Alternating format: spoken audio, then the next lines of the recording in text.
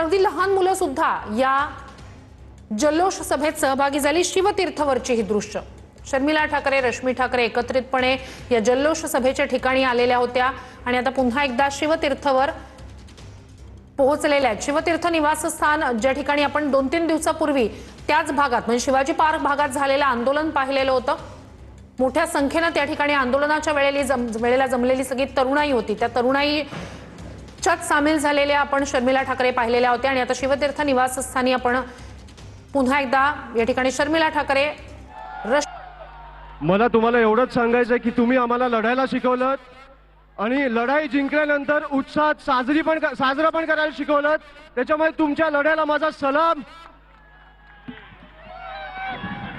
एक बार अमित सर के लिए जोरदार तालियां। भारत माता की, भारत माता की, वंदे वंदे। चलिए अभी धीरे धीरे हमें डिस्पर्स होना है, ध्यान रखना है। कोई दोन दृश्य, एकीकडे ज्या ठिकाणी जल्लोष सभा पार पडली त्या स्टेजवरचं हे दृश्य, हाती तिरंगा घेतलेले हे सगळे लोक जे सामील झालेले होते, तर दुसरीकडे मोठ्या संख्येने हा आजूबाजूचा परिसर तरुणाईने असेल, लहान मुलांनी असेल, वृद्धांनी असेल आणि पालकांनी असेल भरून गेलेला होता। आणि उद्धव ठाकरे यांनी आत्ता बोलताना उपस्थितांशी संवाद साधताना असं म्हटलंय की एका झुरळानं हुकुमशहाला नमवलेलं आहे आणि भारतीय म्हणून जातपात धर्म विसरून आपण एकत्र आलो। अंधभक्त विरुद्ध देशभक्त अशी ही लढाई आणि यात देशभक्त जिंकलेत असं उद्धव ठाकरे यांनी म्हटलं। दुसरीकडची दृश्य आपण शिवतीर्थ निवासस्थानावरची पाहतोय। शर्मिला ठाकरे आणि रश्मी ठाकरे यांच्यातला हा संवाद आहे। त्या सुद्धा अगदी काही क्षणापूर्वीच या जल्लोष सभेत सहभागी झालेल्या होत्या। त्यांनी सुद्धा हा सगळ्या तरुणाईचा जो या पूर्ण आंदोलनाच्या काळात ज्या प्रकारे तरुणाई व्यक्त झालेली आहे, मग ती मीम्सच्या माध्यमातून असेल, अगदी लक्षवेधी अशा बॅनर्सच्या माध्यमातून असेल, कॅरिकेचर्सच्या माध्यमातून असेल किंवा सोशल मीडियावर ज्या प्रकारे तरुणाई व्यक्त होत होती, हे सगळं यांनी सुद्धा अनुभवलेलं आहे। शर्मिला ठाकरे, रश्मी ठाकरे यांनी सुद्धा ते अनुभवलं आणि म्हणूनच आज जेव्हा ही जल्लोष सभा पार पडली त्या जल्लोष सभेच्या ठिकाणी त्या उपस्थित होत्या। राज ठाकरे, उद्धव ठाकरे यांनी जल्लोष सभेला संबोधित केलं आणि त्यानंतर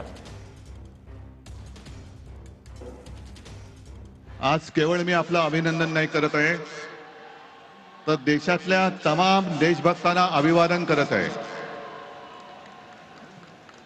तसं पाहिलं तर आज कोणतीही निवडणूक कोणी जिंकलेली नाही, पण अंधभक्तांच्या विरुद्ध देशभक्त जिंकलेले आहेत। आणि ही संघर्षाची सुरुवात झालेली आहे। हा संघर्ष भाजप विरुद्ध भारत असा हा संघर्ष आहे। आणि मी कालच म्हटलेलं आहे की एका झुरळाने हुकुमशहाला नमवलेलं आहे। हा खरा विष्णूचा अवतार आहे, हा खरा विष्णूचा अवतार आहे। आणि मला मोदीजींना सांगायचंय की मोदीजी की आता तरी देशाकडे लक्ष द्या। तुमचे मंत्री त्यांचं काम सोडून पक्ष फोडण्यामध्ये बिझी आहेत, त्यांना म्हणा आता देशाचं काम करा।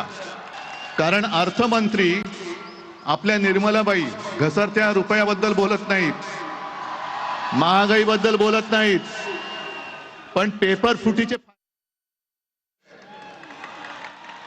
राजनाथ संरक्षण मंत्री देशाच्या संरक्षणाची बोंब, पण धर्मेंद्र प्रधानच्या संरक्षणासाठी पुढे आलेले।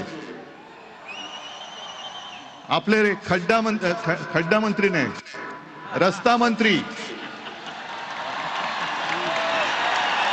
ते इथेनॉल वरती बोलतायत। हा पुढचा विषय नक्की।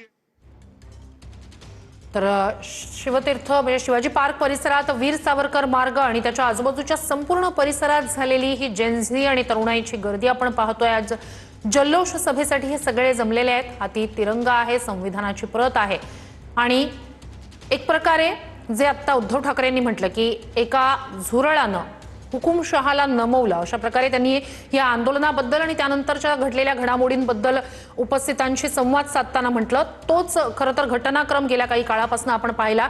एक टिप्पणी, त्या टिप्पणीतून सुरू झालेली कॉकरोच जनता पार्टी, नीट पेपर फुटीच्या पार्श्वभूमीवर सुरू झालेलं आंदोलन आणि त्या सगळ्यातनं काल झालेला धर्मेंद्र प्रधान